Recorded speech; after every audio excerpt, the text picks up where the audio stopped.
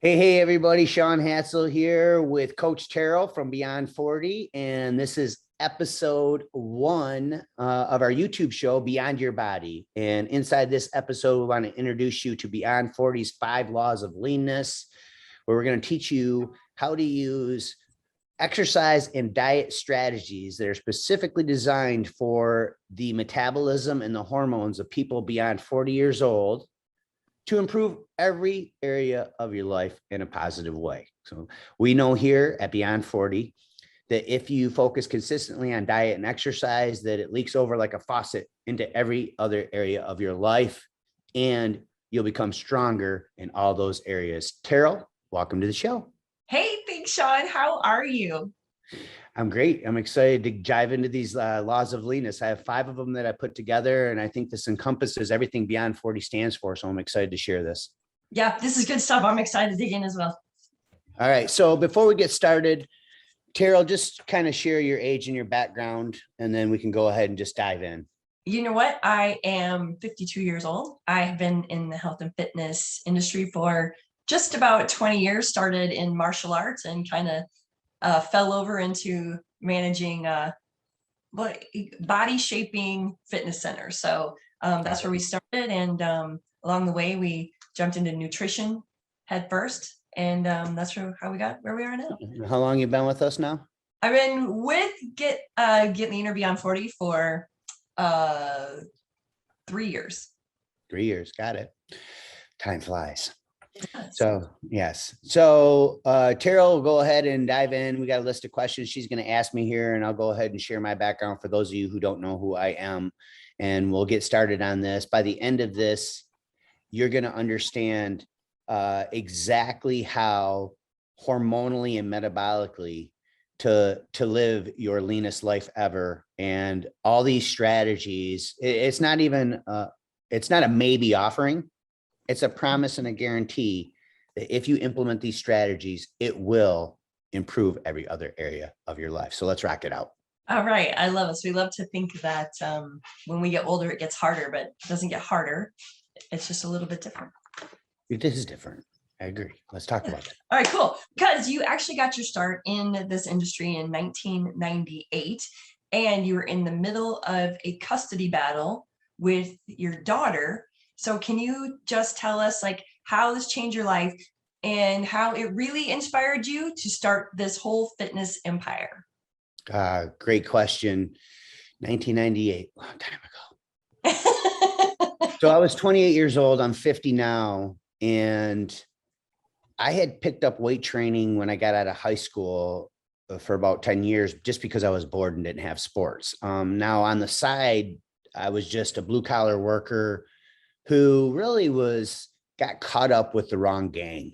And I was hanging around the wrong people and partying a lot, doing a lot of stupid stuff. And then I got a girl pregnant and my mindset changed. And when my daughter was born, I realized that it was time to stop living selfishly for me and time to start living for her. The problem is that her family had a history of dysfunction. Well, we all do, but their dysfunction was that they would keep the father from their kids. Like the mother of my child, basically her mom kept her from her dad. And so there was a history of that. So they kept my daughter from me and I had to fight for custody rights.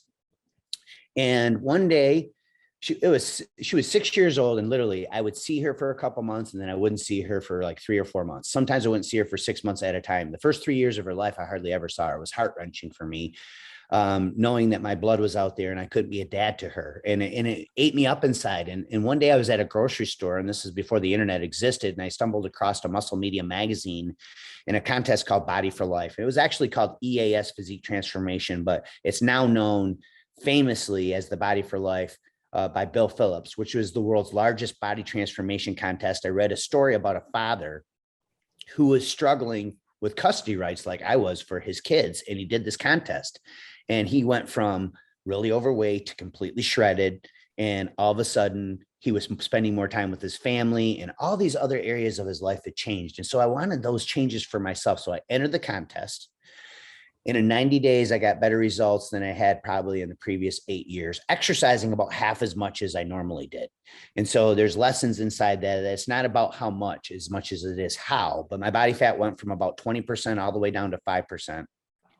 And out of 23,000 plus finishers, I was fortunate enough to be first runner up in the Body for Life transformation contest. That is so Now, incredible. yeah. And so that, the physical change, although dramatic and inspiring and rewarding, was really just a reflection of what happens to every other area of your life. And what I realized is if we focus on fat loss, it improves the overall health in every area of our life. I mean, before this contest started, I was hanging around druggies, I was partying, I was in debt, I had broken relationships everywhere, had no direction with my career, had no direction with my relationship with God. And by the time that contest ended, all of that completely reversed. I paid off all my debt. I mended broken relationships. I had reestablished my relationship with God and my spirituality. I landed a modeling contract, was featured on ESPN, was in fitness magazines, and my life completely transformed simply from focusing on this 90-day body transformation. And so that, of course, led to the past 20 years of me starting what was called Get Lean in 12, and that has now morphed into our new company called Beyond 40. And so here we are 20 years later. At the end of that contest, I had joint legal custody rights of my daughter. Now she's 29 and has 3 of my grandsons. And so her and I are close. We've been close ever since that contest. And so that's really what inspired me to get into the industry. I wanted what happened to me to happen to everybody else. Yeah, that is so sweet. And so now all of this has led you to like develop this philosophy for fat loss that has allowed you to maintain somewhere between 10 and 15% body fat for over 20 years. So can you share with everybody what you call your law of consistency and how it allows you to be in such great shape for how old you are? Yeah. So law number 1, I call the law of consistency. And the reason that I call it the law of consistency is because there is no such thing as perfection when it comes to diet and exercise. We're all going to make mistakes and we're all going to fall off track. I know one of our big philosophies, we'll talk about the 5 F's. The first one is fat loss and fitness. And we'll talk about that in future episodes, our 5 F's. So fat loss and fitness has these 5 laws that I'm going to go over today. And I know that the reason that fat loss is the first F is because if you're leaner, then everything else is healthier. Your heart, your mind, your body, less aches and pains, less inflammation, better gut health, better immunity. So losing body fat really is a gateway to improving health in every other area of your life. However, we are going to fall off track and make mistakes, right? So I always say the number 1 supplement or the number 1 diet pill you can take is consistency, not perfection. So we're all going to fall off track. It's just a matter of not beating yourself up and getting up the next day and dusting yourself off and starting over. Okay. There's no such thing as perfection. You're going to make mistakes. Now, this doesn't mean you should intentionally do that. It just means that you shouldn't beat yourself up when you do. Right. Because what happens is most people are waiting for everything to be just right in their life to start a diet or exercise program. And the reality is things are never going to be perfect. And there's never a perfect time to start a diet. The time is always now. And if you mess up today, it's okay. Wake up tomorrow and start over again. Not Monday, not next month, not when everything in your life is just right, tomorrow. And that's the key, is just to strive for consistency, not perfection. And, to piggyback off of this, I think it's super important because after 20 plus years of doing this, a lot of people will ask me, what's the best diet to follow? I'm partial to a diet that I'll share later on here, but the best diet to follow is one that you could adhere to. It really is that simple because adherence really is the ultimate diet. So it doesn't matter how effective a diet is if you can't stick with it. So when you go to pick a diet, you want to pick one that you can adhere to. And of course, I'm going to share one that I think is far superior than other ones because it's easier to adhere to. And I think that we need to look at what can end up being a lifestyle for me versus just a quick fix. I mean, it's okay to go on a super extreme keto or a low carb or a rapid fat loss diet to get a jump start, but you're never going to do that forever. And so you have to keep in mind, what am I going to be able to adhere to for the long haul? Because otherwise, if you lose 20 pounds really fast, you're just going to gain it back. Right. And so there's a couple different things that you can do to focus on being consistent that kind of fall under the law of consistency.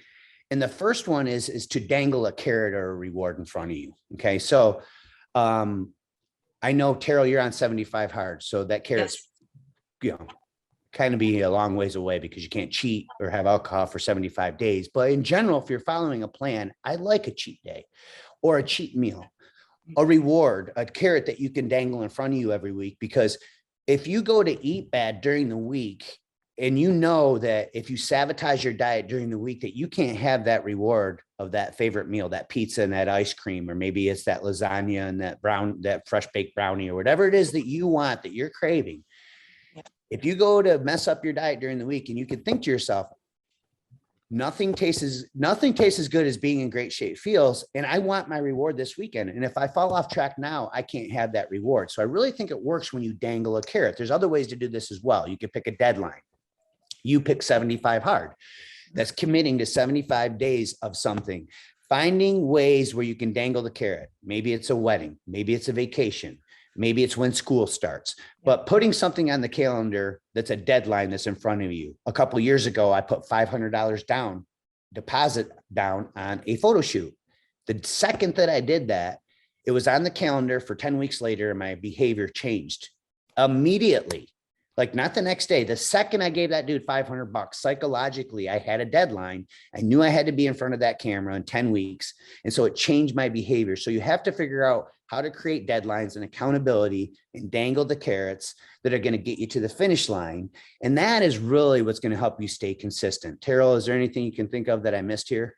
You know what, you haven't missed anything, but just to kind of put an exclamation point on that accountability and deadlines. And when I was at the gyms, we had a 10-week program, and you could only sign up for each 10-week program like right before the program, before the program. You couldn't just come into the gym anytime you wanted.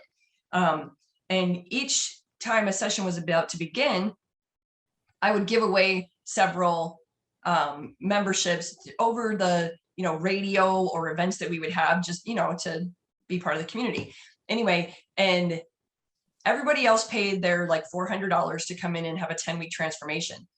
I'm going to tell you that during my entire time at these gyms, which is over 10 years, not one person that I gave away the membership to, not one did they finish, not even one. And so as you go along and you continue to watch 10-week sessions after 10-week sessions, a lot of things start to become patterns. And the big deal about the accountability and the deadlines is that everybody that signs up pays their money. Number one, that's their accountability, just like your $500. And they gave me that. And then number two, they usually had a week or anywhere between one day and a couple of weeks before they started. So they had that start day. So they had time to tell everybody in their whole world, don't expect anything of me. I'm doing this. I'm starting this day and I'm committed, right? So they had the day, they had their world lined up around it. And then they had the accountability of coming to the gym every single day, checking in, doing their thing. And they had the deadline of the end and their final picture that had to be taken. So everything that you just said, I've watched unveil and really reveal itself 10 weeks at a time, over and over and over and over. And it is literally the key to life. It is, through that system. I mean, and it started with that financial commitment, right? My niece and her husband offered to buy my brother personal training sessions. And although it's what he needed, it's not what he wanted. And because he wasn't pulling the money out of his wallet, there's no accountability there. It didn't hurt him financially. And so when you pay your own money and if you're financially obligated, now you're investing in yourself financially. And so it gives you the accountability that you're going to show up to see that trainer. And of course, he never took him up on that offer because it wasn't his money. And I told him it was going to be a waste of their money anyway, because it wasn't hurting his wallet. It needs to hurt your wallet. And so there's lessons to be learned there. And when I did 75 hard, I just finished it 4 weeks ago. And if I wouldn't have had I had an accountability group to report to every day. We had a text thread going. I probably would have bailed and had a drink of alcohol or a cheat meal. Like I had my anniversary. I had 2 events that I traveled to where everybody was partying. I didn't have alcohol or any cheat food because I had a group of people holding me accountable. So never underestimate the power of accountability. All right, let's go ahead and move to the next one. Oh yes, this is great because this takes us into the second law called the law of TRF. So if you don't mind telling us exactly what that stands for and why it's so important for people beyond 40. TRF stands for time restricted feeding. And so you could call it intermittent fasting if you want to. But basically it entails what I call the no snacking principle. Okay. And so I have a hard and fast rule that if you're over 40 years old, I would argue that snacking could be making you fatter and sicker. And the reason why is because what we've been programmed to believe over the years is that we need to be eating every 3 or 4 hours or our metabolism will slow down. Or as a bodybuilder, it's like, oh, I'm going catabolic, I'm going to lose muscle. And we know now that this is a myth. And if we really think about this for a second, if you're not eating for a set period of time throughout each day, and you're not consuming any food, who's making money? Yeah, no one. Nobody, right? So I think this is part of society. Like they need you eating their food and they need you consuming their food. So the food industry does a great job of promoting healthy snacks, right? Because they want you snacking on their so-called healthy foods. And so we've been programmed to believe, and I learned this in a nutrition and exercise certification book. It was a level 2 certification. Out of 18 people in the class, I was only one of 3 that passed this class. And I was taught in there, you need to feed your body every 3 or 4 hours. Otherwise your metabolism will slow down. We now know this is a myth. And in fact, it could be making you fatter and sicker because every time you eat, even if it's a healthy food, you raise insulin. And in the presence of an insulin spike, your body can't use stored fat as fuel. And small, frequent insulin spikes throughout the day not only take your body out of a fat burning environment, when you raise insulin over time, you decrease your insulin sensitivity. And so what ends up happening is this is what could end up ultimately leading to things like type 2 diabetes. And it gets you emotionally attached to eating every couple hours, right? So I used to eat 6 or 7 small meals a day and it worked for me. So if you have blood sugar issues or you feel like you need to eat every 3 or 4 hours because it works for you and you're eating healthy, that's fine. You don't need to change it. But in my opinion, picking a fasted and a fed window, at least Monday through Friday, at least 5 days a week, if not 7 days a week. I like to be social on the weekends and just enjoy breakfast and stuff with my family. But picking a fasted and fed window and using some sort of time restricted feeding, AKA intermittent fasting, is the fastest way to train your hormones to burn fat. It's the fastest way to eliminate your emotional attachment to food. And so if you haven't experimented with intermittent fasting, I recommend that you just start out with 12 hours a day. And so your last meal might be at 8 p.m. Your next meal, the next day would be at 8 a.m. And then over time, start extending that window out a little bit more. So you're doing about a 16-hour fast. So me personally, Monday through Friday, most of the time, at least 4 or 5 days per week, I'll fast for 16 hours. So I'll have my last meal around 8 or 9 p.m. and then I'll break my fast between noon and 1 p.m. the next day. Now, what this does is it trains your hormones, and you will not get hungry during this fasted window once you try it for a few days. So what ends up happening is during the fasted window, all the hormones that protect muscle tissue and burn fat are optimized. So during a fasted window, we have been programmed to believe, especially in the bodybuilding and fitness world, we are programmed to believe that you're going catabolic and you're losing muscle. But in reality, when you're in a fasted window, your body's sympathetic nervous system, which is your fight or flight response, is elevated dramatically because you're not eating. And so this keeps insulin very low and stable. And when insulin is low and stable, it allows your body to release fatty acids from your fat cells into the bloodstream. Now, this fight or flight response that's taking place also coaxes the pituitary in your brain to release growth hormone starting about 12 hours into a fast. Your adrenal glands will release adrenaline and catecholamines. All these are hormones that will burn stored fat as fuel during the fasted window and will protect muscle tissue. So when you get hungry during a fasted window and you feel that hunger pang, instead of anchoring that emotionally to, oh, I'm going catabolic. Oh, my metabolism is slowing down. Oh, I need to eat because I'm hungry. Number one, just drink more water. The hunger will probably go away. It's probably just dehydration. And number two, understand that that hunger pang is a positive thing because it's ghrelin being released. And ghrelin is a precursor that means your body is releasing growth hormones. So now we can associate a little bit of hunger with a positive result versus a negative result. Because I think the food industry over the years has programmed us to believe, oh, we have to be eating every 3 or 4 hours because otherwise nobody's making money, right? And so what we've learned over time through science and through meta-analysis of multiple published studies and real world results, I've taken my body fat to sub 6% several times using this strategy, is that it really trains your hormones to not be hungry during the fasted window, to burn more fat. And then during the fed window, you're training your hormones as well, because now your insulin sensitivity is improving and you're less likely to store that food as fat. Now, is there anything that you want to add to this, Terrell, that I'm missing?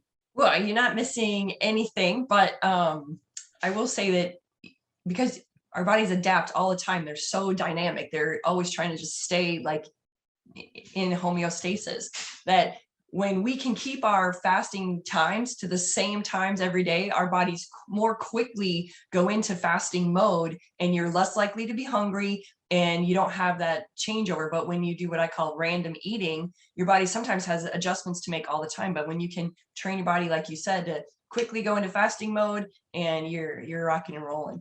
Yeah, we find that for women, you have to be a little bit more careful because of your hormones. And so if you're going to do like a 16-hour fast as a female, what do you recommend? How many days per week do you recommend?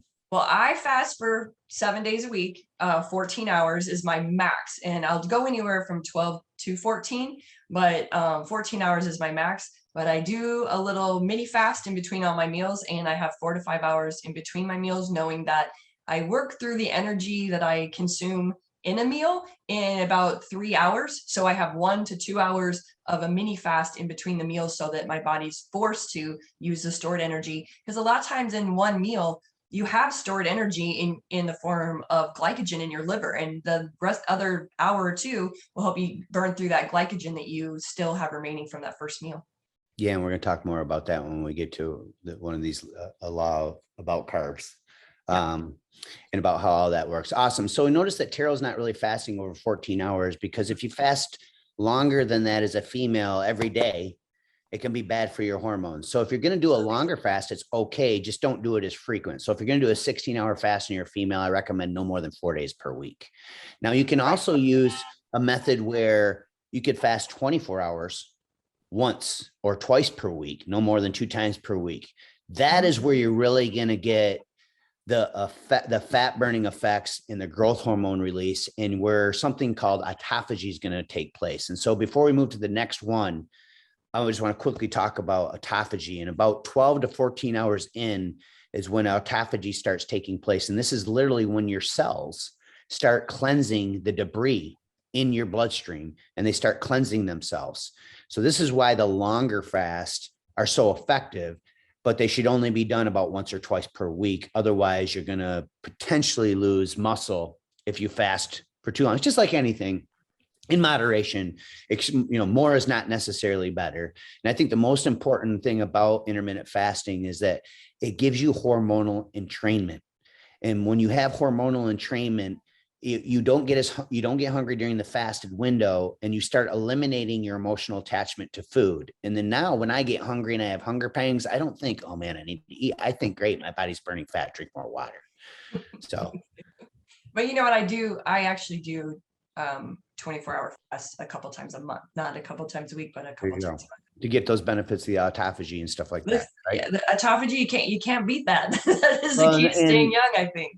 The growth hormone release too, it shows about 18 to 24 hours into a fast, like your growth hormone can elevate 600 to 1200%. So the longer fast really enhanced the growth hormone release as well. And of course, we all know the benefits of growth hormone. Yeah, but also you have to really pay attention. I've had a couple of 24-hour fasts where I ended at about 18, just because I could definitely tell there was a kind of a dysfunction going on there, so just pay attention. Listen to your body.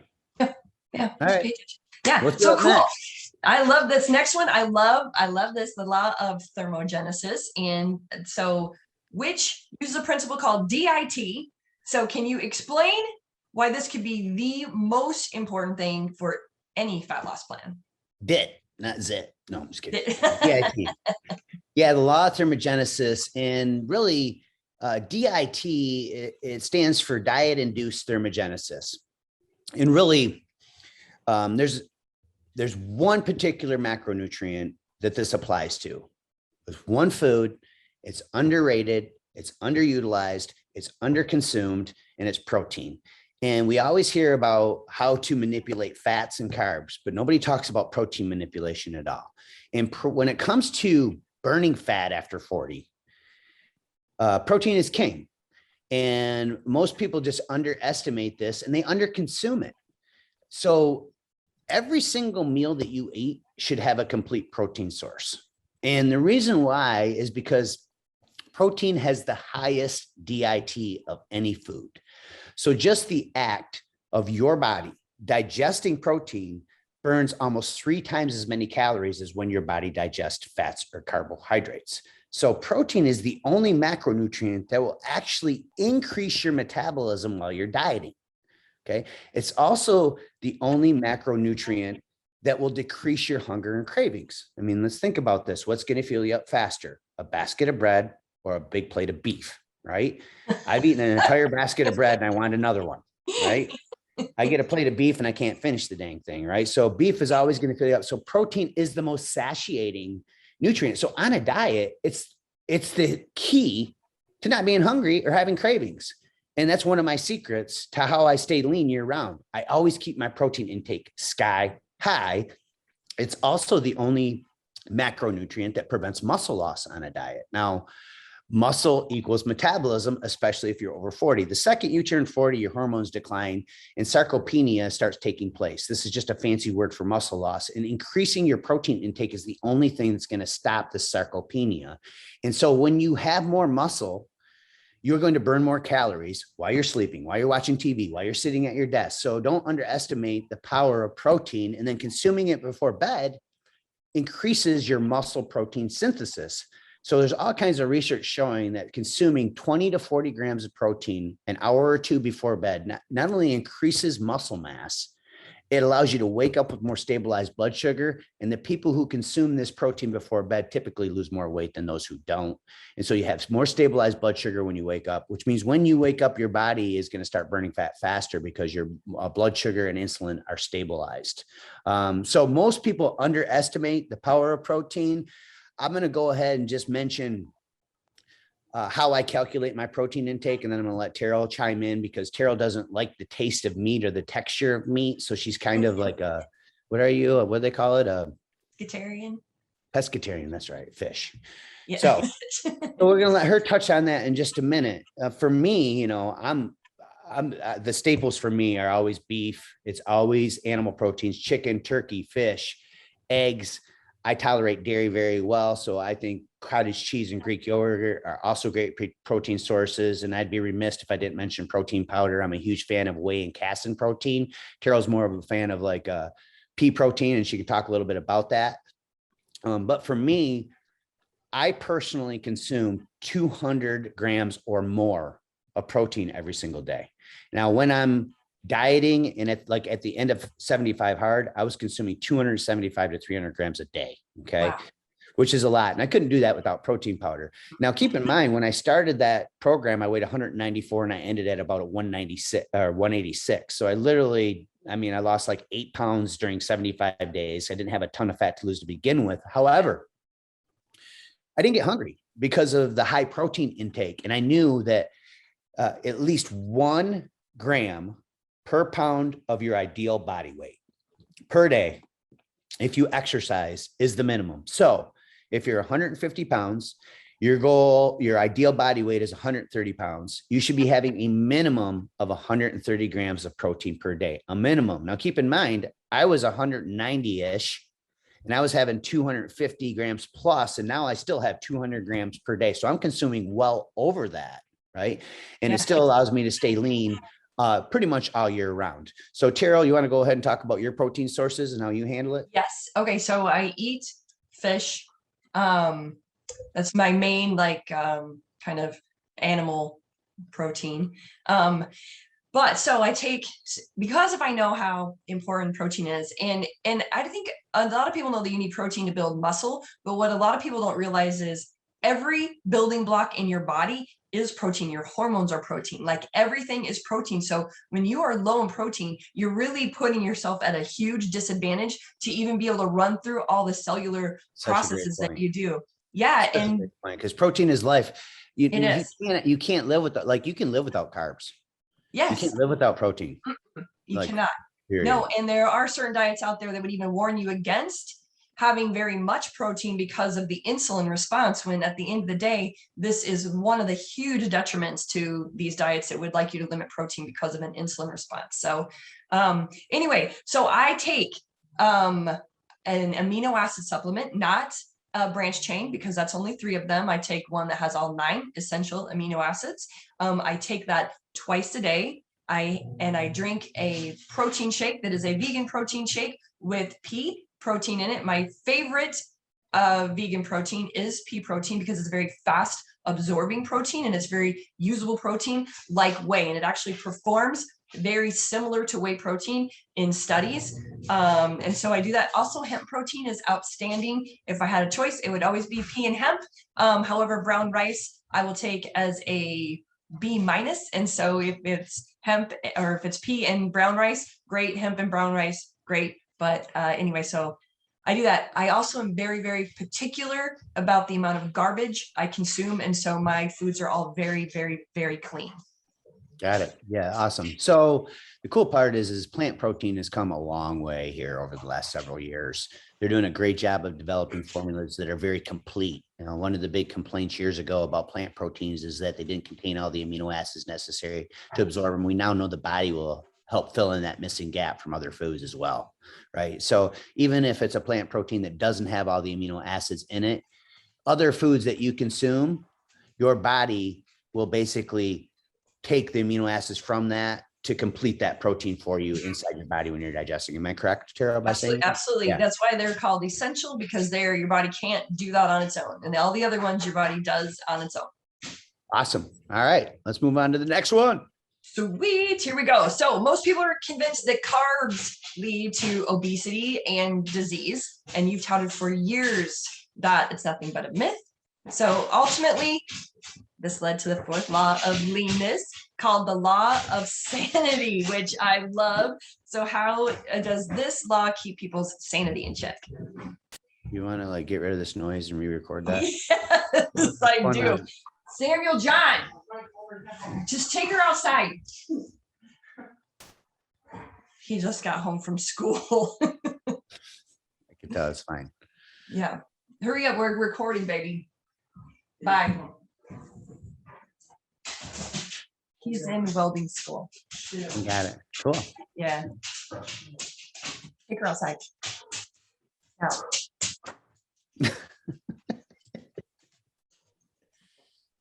He's used to me being on call, with people, but he's not used to them being recorded and important.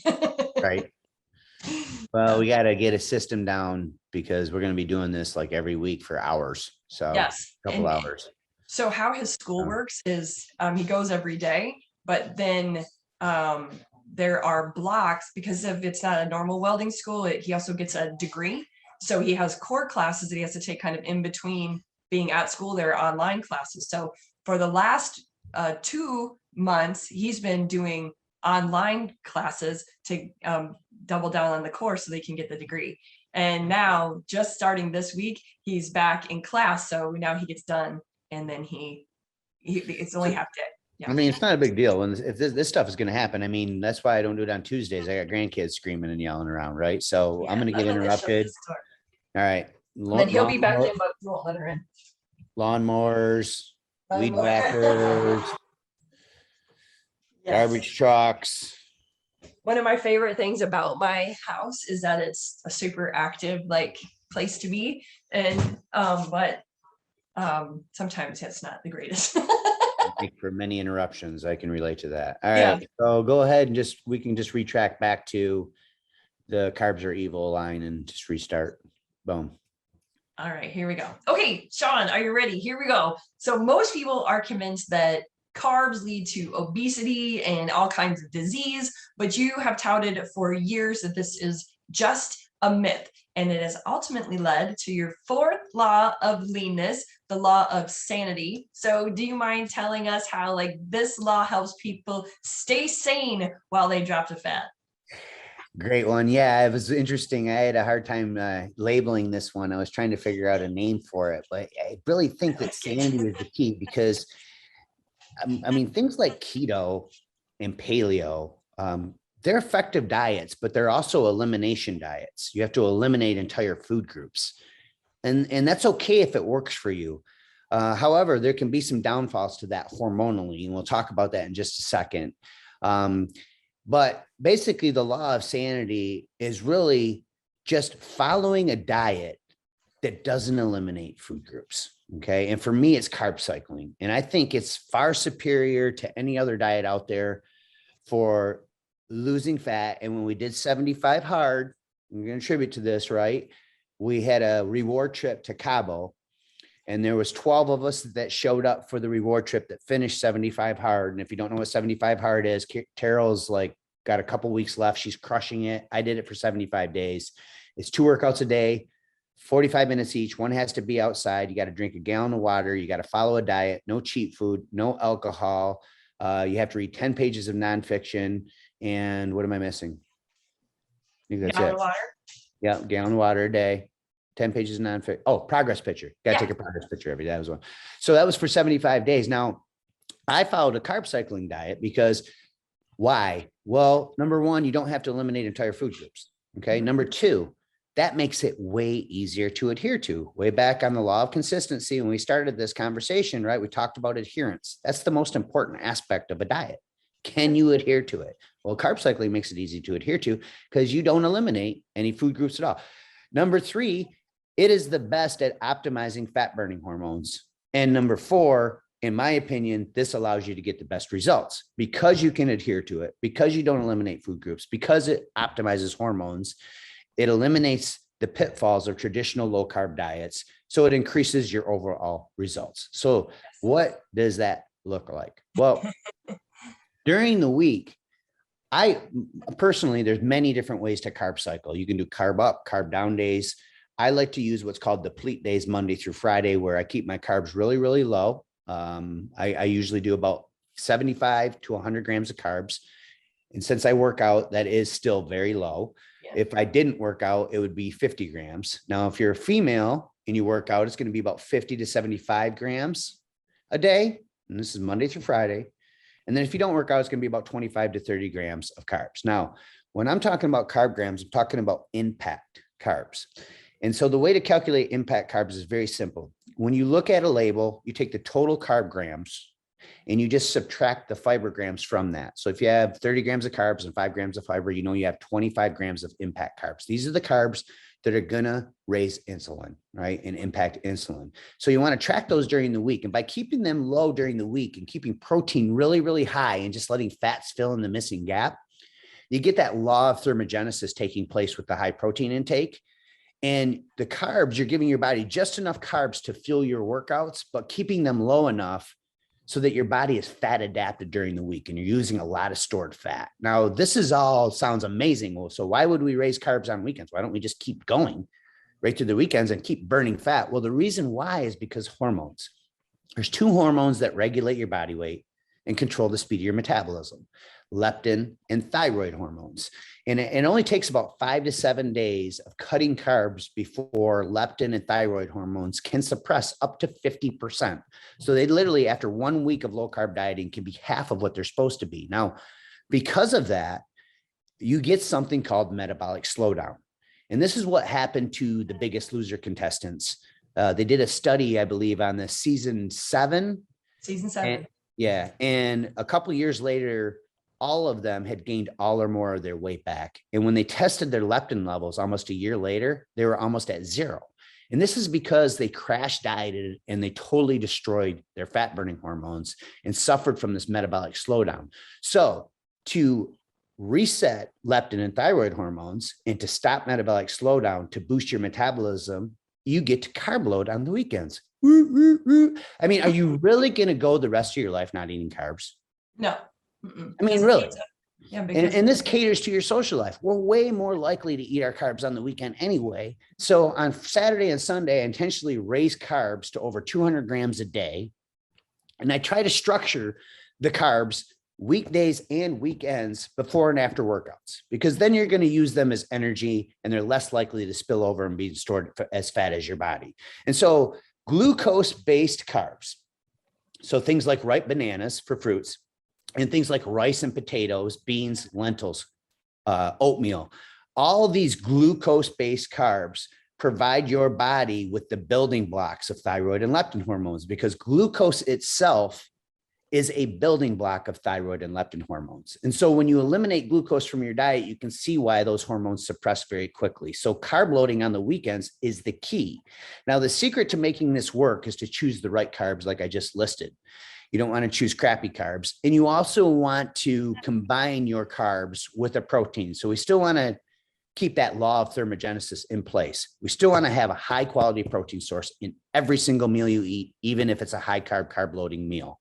So on the weekends, by increasing your carb intake, you get to enjoy some of your favorite carbs, right? And you reset your fat burning hormones so that Monday through Friday becomes one big fat burning window. Saturday and Sunday, you reset your hormones, reset your metabolic rate. So you boost it so it prevents it from slowing down. And this also caters to our social life in a huge way. And to me, this is the ultimate way to lose fat without feeling like you're on a diet. The high protein during the week is going to eliminate your hunger and cravings. The carbs during the weekend are going to reset your hormones and still allow you to have somewhat of a social life.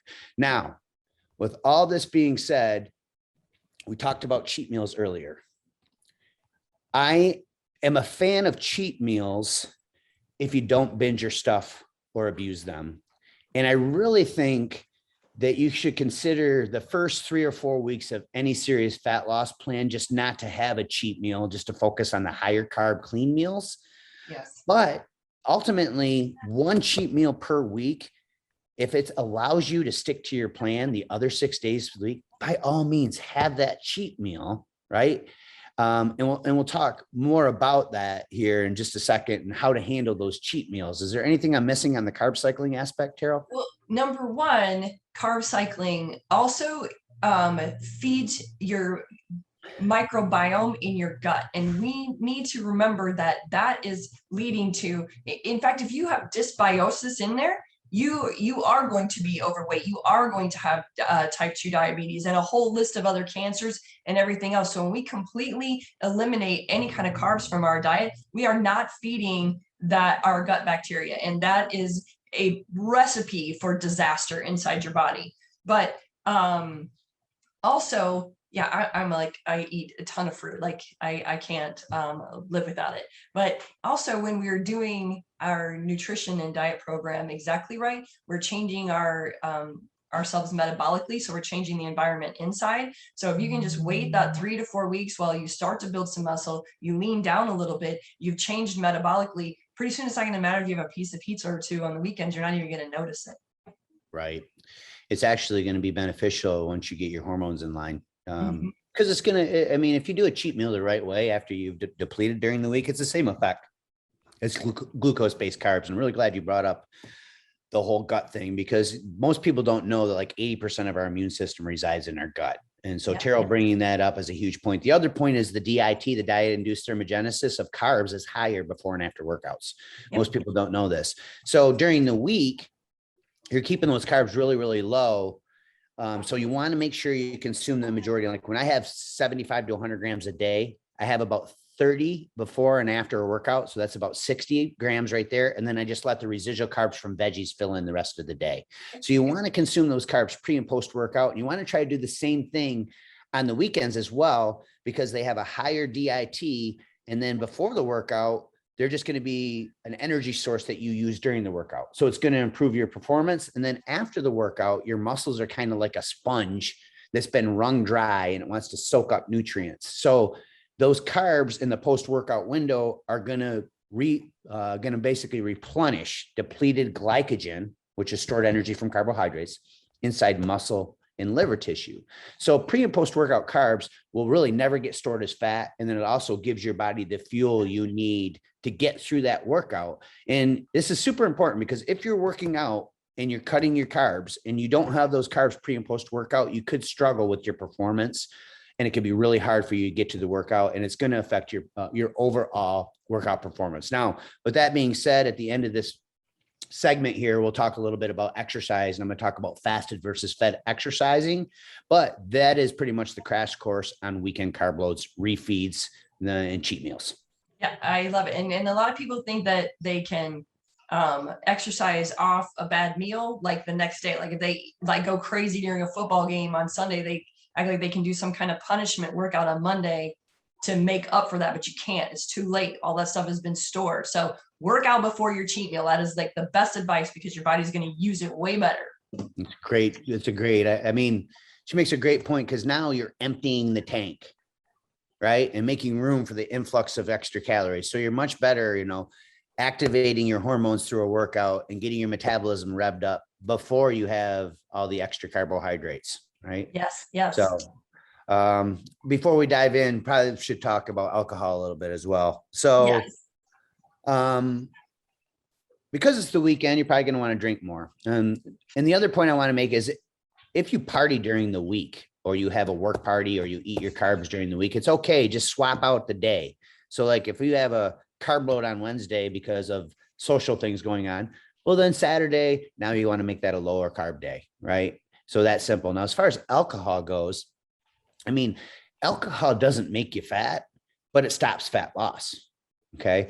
So when you consume alcohol, anything that you eat after you consume alcohol could potentially be stored the wrong way because your body will always digest the acetate from the alcohol first before the food that you eat. So it's in your best interest. If you're going to drink alcohol, number one, you want to stick with clear liquors and red wine. Okay. Yes. Because colored liquors, beer, obviously, and white wines are going to have more calories and sugar in them. Right. The other thing is that you want to try to do it after you cheat. So if you have like 3 or 4 drinks before you have a cheat meal, it's not going to kill you or anything like that. But research shows that it crushes your leptin sensitivity. And the whole point of the cheat meal is to reset your leptin sensitivity. So have the cheat meal first, digest it a little bit, then go ahead and indulge in your cocktails. And of course, choices mean everything. So alcohol itself is not necessarily going to make you fat, but it definitely can hinder and slow down the fat loss process. Anything to add to that, Terrell? What we should be protecting our leptin sensitivity, just like we do our insulin sensitivity, because if even just as an example to everybody listening, you know, after you've had a few drinks and you said no to that pizza all night, you're going to come home and scarf down that cold stuff that's been left on the stove like all night. And that is a perfect example of, number one, your alcohol makes you make bad decisions. But number two, your leptin sensitivity is gone. And so you're going to feel more hungry than you normally would. And anyway, and one of the problems with becoming overweight is that we can become leptin resistant, which makes us feel more hungry and helps us gain that weight back. So we need to protect our leptin sensitivity as much as our insulin sensitivity. Love it. Yeah. It's like insulin sensitivity is the big trend, right? Everybody talks about that, but hardly anybody mentions leptin sensitivity. And I'd argue that it's just as important. So. Me too. Me too. I'll jump on that train. But now we do live in a world of distractions, which probably leads people to all this drinking. But you have said like a million times, like being in the gym and exercise is not what it used to be. And that this is really what kind of was your inspiration for your 5th law of leanness. So can you please share the law of synergy and how this is like a difference maker for most people's weight loss journeys? Yeah, I always tell people, you know, it's not diet that produces the result, although the abs kind of are made in the kitchen. I would say it's about 75, 80% of your results is going to be diet. I mean, you could diet your way to where you want to be. It's just that exercise is going to take you there a lot faster. And then, of course, you know, it's going to keep you there. Well, not only that, you have muscle, right? And keeping muscle in check. So it's not diet that's going to create the results. It's not exercise. It's not supplementation. It's the synergistic effect of all three of these things working together consistently, right? Not perfectly, right? So the law of consistency, not perfection, plays in here. And so you want to get your diet, your exercise, and your supplementation plan working together synergistically, not perfectly, right? So if you leave one of these out of the equation, you're going to hinder your results. So when it comes to diet, we talked about carb cycling, and ultimately it doesn't matter what diet you follow. The best diet is one that you can stick to. So I'm not saying that carb cycling is the only diet that works. It's just my preference. And when we did 75 hard, I was the old man of the group. There's 12 of us that went to Cabo, and guess who had the most defined abs? Just saying. Right. So at 50 years old, I showed up on this trip, and all these younger guys were envious of me. And they're like, how'd you do it? And I'm just like, carb cycling. None of them would listen to me. They're all on the keto and the paleo and the vegan bandwagon, which is fine. All Well, those it's diets, trendy though. It's all out yeah. there right in front of you. And so it's trendy and it's where the most information is. And I've been doing carb cycling for 15 years now as well. So it's not a trend. It's not a trend. It's a lifestyle. Yeah. So whatever type of diet you decide to follow is fine. One that you can adhere to, but you have to remember that the diet and the exercise can feed each other. And when it comes to supplementation, 4 or 5 years ago, I might not even said you need supplements, but now I'm going to I have an argument for that because, the research shows that if you take a cup of spinach from 1950s and the cup of spinach to today has half as many vitamins, minerals, and nutrients as that cup of spinach from the 1950s. So right there in itself is a case for supplementation. The soil's been depleted, our environment's been depleted and damaged, and it's just not, our food growing in the ground is still healthy, but it's not like it used to be. And so you want to fill in the missing gap of supplementation. With that being said, if you're looking at a fat burner or any type of supplement as a way to lose weight, and you're still not eating right or not moving and exercising, supplementation is really just a Band-Aid that's covering up the bigger problem, right? So when diet and exercise are working together consistently and you add supplementation into the equation, that's what creates that synergy triangle I call, those three pillars together, working together. And of course, this is what's going to keep your immunity high. And in today's world, we're living in this post-pandemic world. It's more important than ever.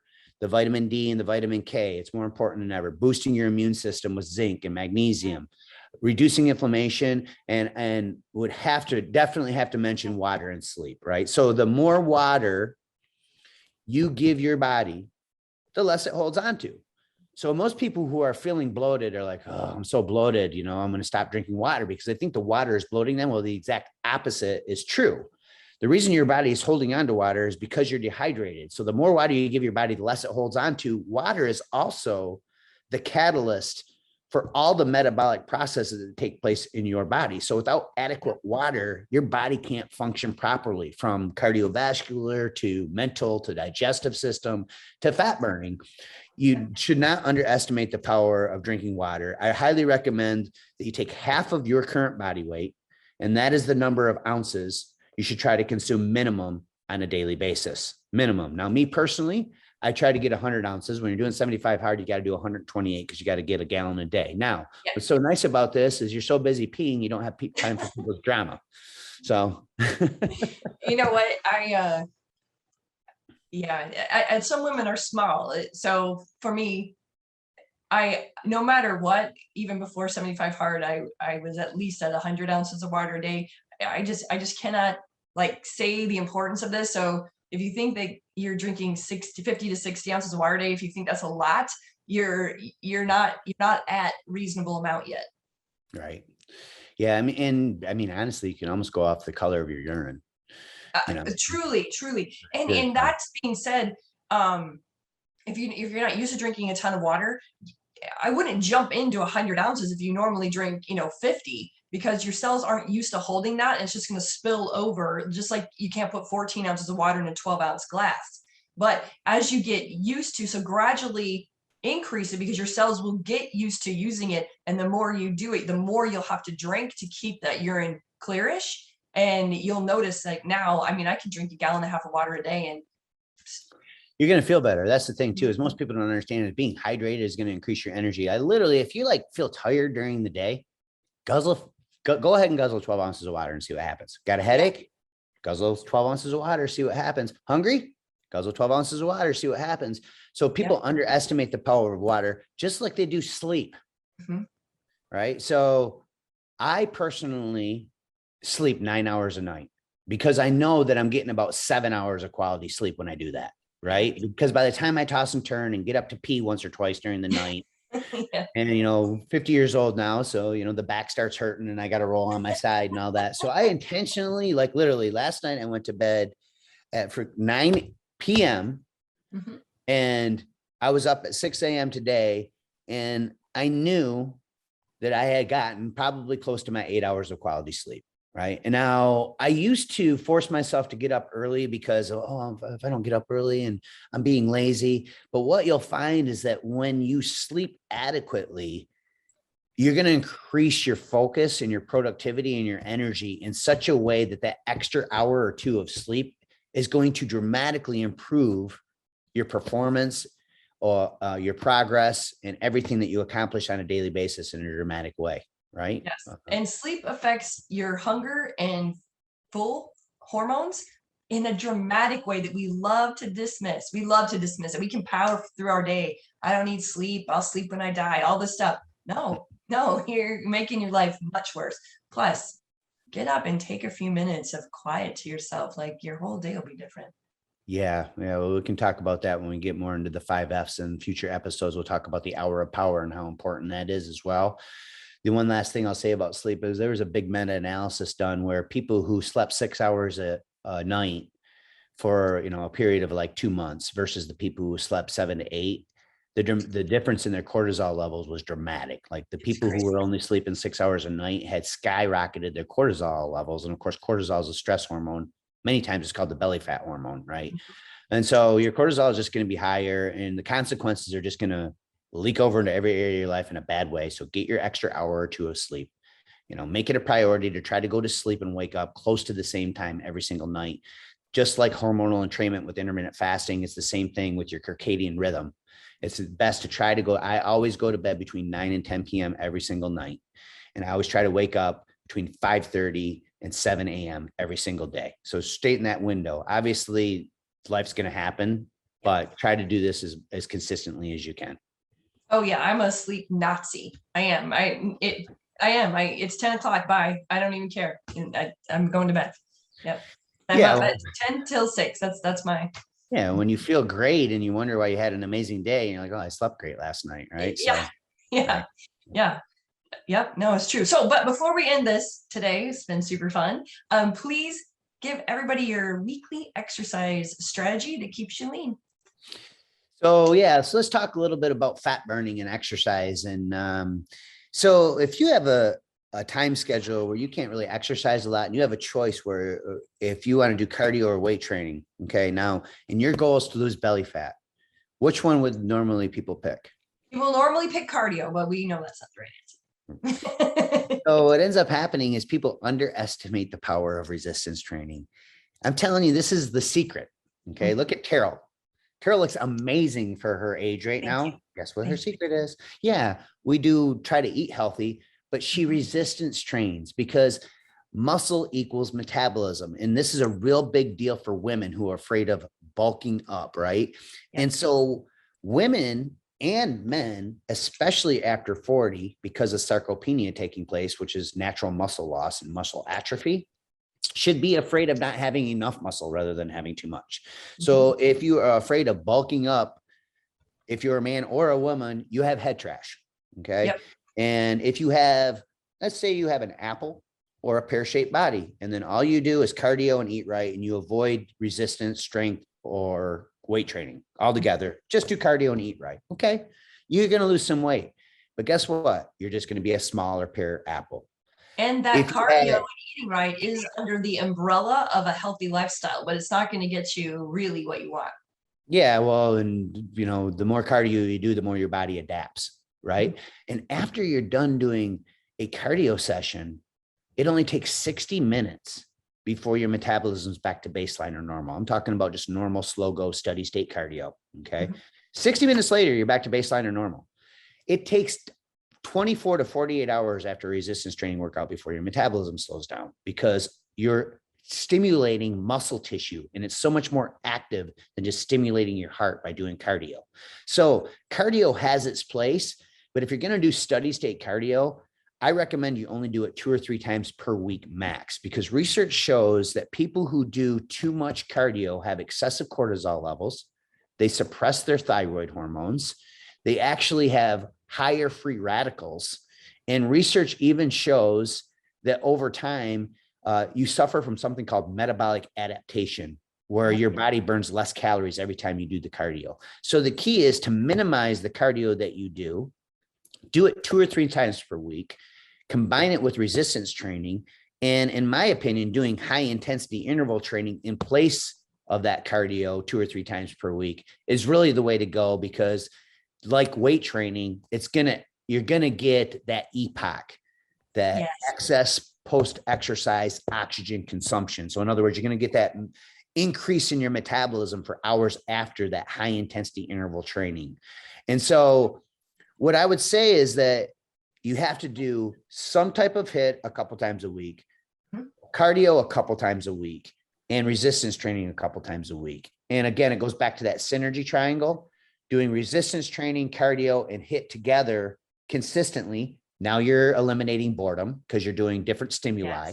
You're working all your metabolic systems. So you have your aerobic, you have your anaerobic, you have your creatine phosphate system. We won't dive into science holes on this, but by working all 3 of these systems, you keep your body from adapting, and it prevents weight loss plateaus. And then I'll just end this by saying that if you are weight training and you're in a gym, it's not what it used to be. And if you're not paying attention, and I immediately put my phone on airplane mode immediately when I go to the gym. It's the first thing that I do, because if my goal is to rest a minute between sets and I rest 2 minutes because I'm talking to Joe next to me, or I got a text, now I'm getting half the results because I just rested twice as much as I'm supposed to. Yep. And so you can't manage time in the gym, but what you can manage is your focus. And so it's up to you to eliminate those distractions. And nowadays in the gym, people are taking their picture in the mirror and they're, talking on the phone between sets. And you want to talk about driving me bananas. How are you ever going to get results doing that? I mean, it's like driving from here to Michigan to California and stopping off in Florida. It's way out of the way. That's right? So true. I love that analogy. That's good. And so you can't manage time, because a second is a second, a minute's a minute, an hour's an hour, a week's a week, a month's a month, year's a year, right? But you can manage focus, right? Tim Grover talks about this in his book, Winning. And so you want to combine all these types of exercise together. You want to eliminate those distractions. And then a few times per week, I recommend exercising in a fasted state in the fasted window, if you can. Okay? And we'll end this today by talking about this, because fasting or time restricted feeding and high intensity exercise actually hormonally mimic each other. Okay. Because in a fasted state, you're going to release more growth hormone. You're going to release more catecholamines and adrenaline, and insulin is very, very low, right?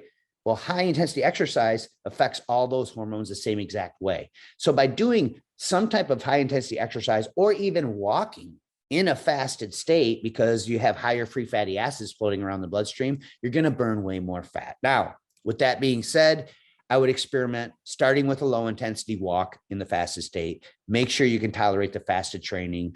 And then make sure that if you are doing some type of high intensity training during the fasted window, that if you're doing it for any longer than like 20 minutes, have some amino acids after the workout.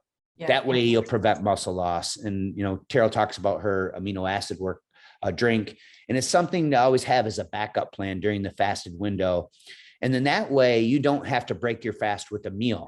The amino acids will be slightly insulinogenic, but you'll get back into a fat burning environment very, very quickly. And the best part is it's like an insurance policy. It ensures that you won't lose muscle during the fasted window. And trust me, you want to do everything you can to protect muscle tissue. Anything I missed? Nope. I exercise in a fasted state when I walk, And I'm a run junkie. I love to run. But I only do that like once or twice a week. But I will tell you this, I do plan on doing my last marathon when I'm 100. And so I just love to run. You're a But beast. yeah, but for resistance training and my hit workouts are either kickboxing or jumping rope, because those are just my favorites. I enjoy them. You can do anything you want. But I for resistance training in those, I always do them fed, just so that I have the protein to begin it and end it. Like I want that in there. So And so we're going to dive deeper into this in future episodes. We're going to talk about how to burn a stubborn fat cell. There's 3 steps to doing that, and how to do it with diet and how to do it with exercise and all that. So just we'll dive deeper into all of it. But basically what we're saying is that fed and fasted training both can and do work. And there's actually science that supports both. So there's this big debate out there in our world of, well, what's superior, fasted versus fed? And I would argue that both are very, very effective. And it really comes down to each individual and how your schedule works out. For me personally, because I fast, I like time restricted feeding, I do a lot of walking and a couple high intensity, short duration workouts in the fasted state. But I always have an amino acid drink afterwards just to make sure that I'm protecting my muscle tissue. So we'll dive deeper into the science behind this. Appreciate everybody taking time out of your busy day for watching, and we're going to sign off. Thanks for watching, and keep going strong.